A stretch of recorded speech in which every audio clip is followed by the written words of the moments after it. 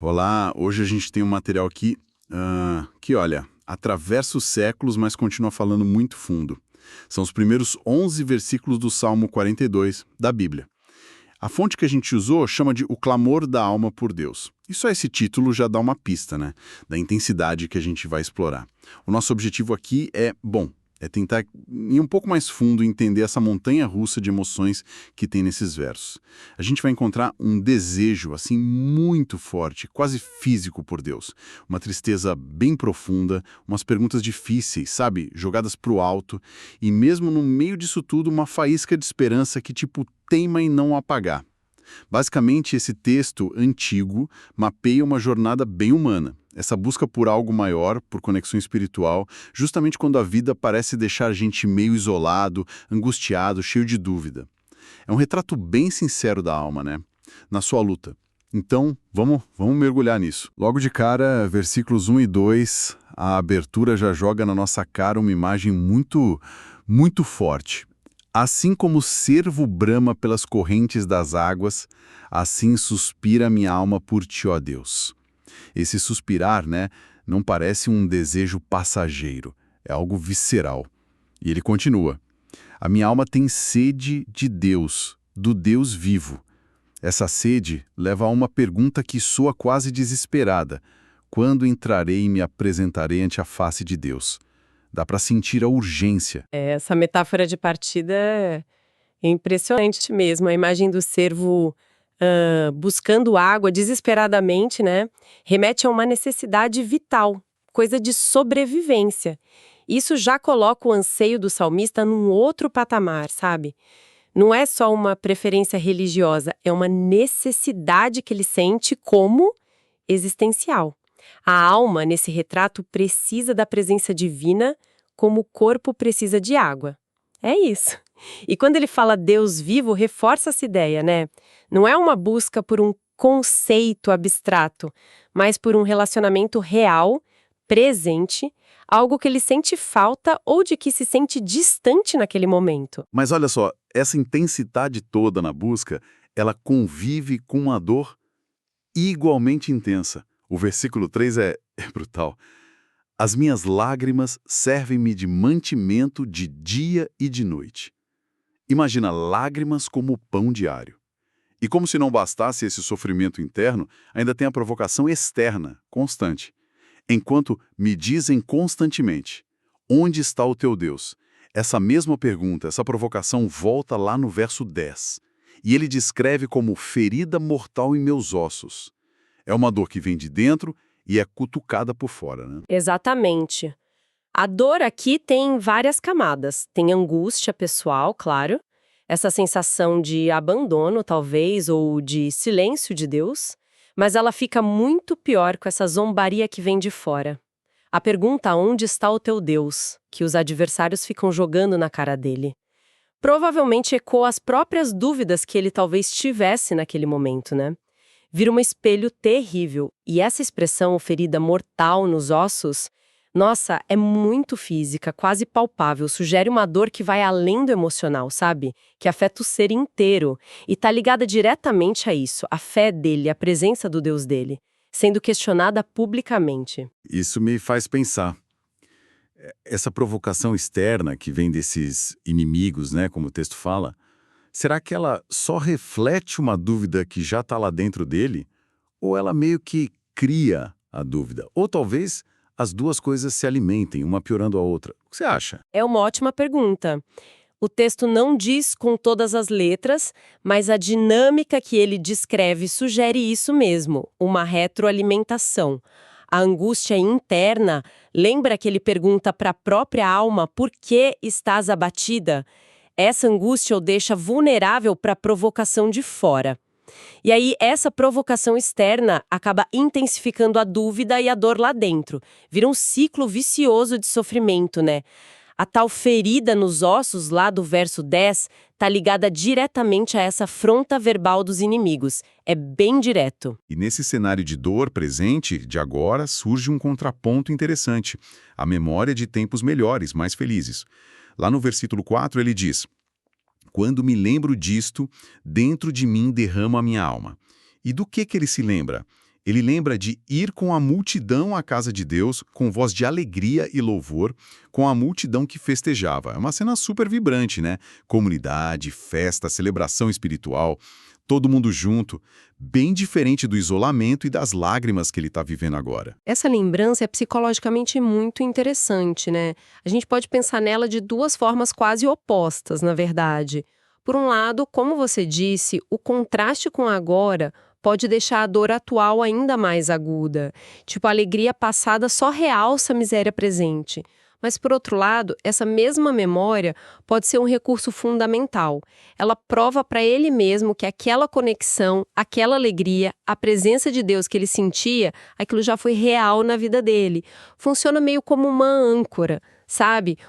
Isso já aconteceu antes, então pode acontecer de novo. E talvez seja isso que alimenta a decisão dele de continuar esperando, de ter esperança. Ah, então a memória não é só ficar pensando no passado com saudade, tipo nostalgia.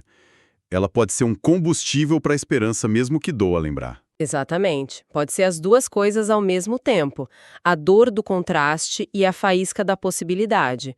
É complexo. E a forma como ele fala, que derrama a alma quando lembra, sugere um processo emocional bem intenso, talvez até catártico, onde a dor e a saudade se misturam de um jeito profundo. Essa tensão toda, ela acaba transbordando num diálogo interno muito cru, quase uma autoanálise, né?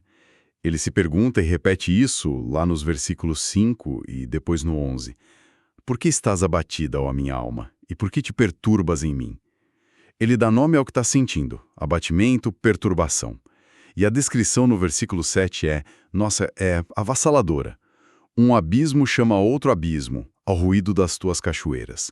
Todas as tuas ondas e as tuas vagas têm passado sobre mim. É a imagem de alguém se afogando mesmo, sendo engolido por onda atrás de onda de angústia. Essa imagem do abismo chamando outro abismo é de uma força poética, assim, tremenda. Ela capta perfeitamente aquela sensação de espiral descendente, sabe? Que muitas vezes acompanha a depressão ou uma angústia muito profunda. Um problema parece puxar o outro, uma tristeza atrai mais tristeza, é bem isso. E as cachoeiras, as ondas, as vagas que passam sobre ele dão essa impressão de ser dominado, subjugado por forças externas que ele não controla. E é interessante notar que ele atribui essas ondas a Deus, né? Ele fala tuas cachoeiras, tuas ondas. Isso adiciona uma camada de complexidade enorme na relação dele com Deus naquele momento. E ele não só fala consigo mesmo, mas ele também parece que situa essa angústia geograficamente, no versículo 6. Lembro-me de ti desde a terra do Jordão e desde os Hermonitas, desde o pequeno monte. Por que será que ele menciona lugares específicos assim? Isso torna a sensação mais concreta, talvez? Sim, pode ter essa função, de ancorar esse sentimento de desolação em lugares reais. Talvez fossem lugares de exílio para ele ou de dificuldade, ou simplesmente lugares distantes do centro espiritual que ele associava à presença de Deus. Como o templo em Jerusalém, que ele lembrou lá no verso 4, né? Isso tira a angústia do plano só abstrato e conecta com experiências vividas, com uma geografia da saudade ou do sofrimento mesmo.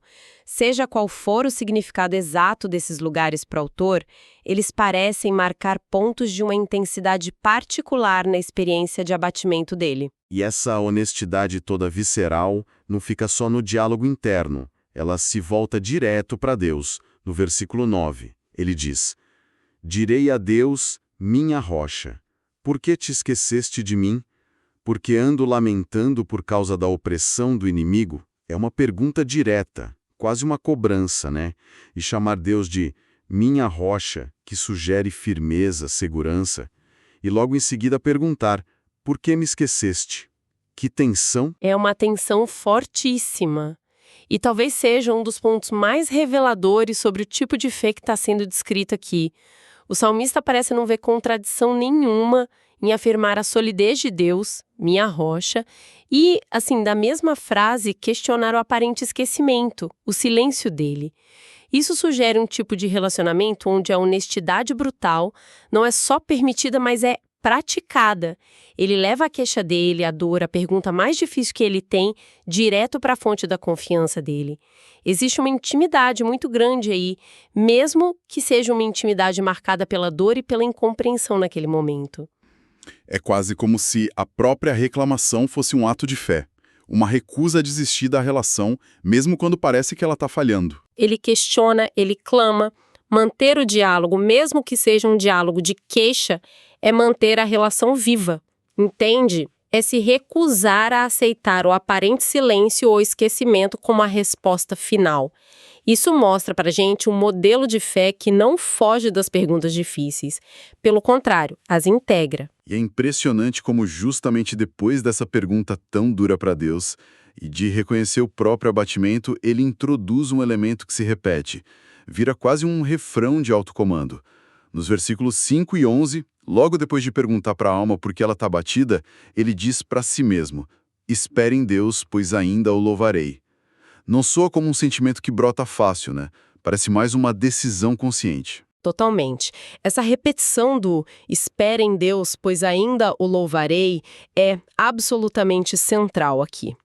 Funciona como um ato de vontade mesmo, uma disciplina espiritual.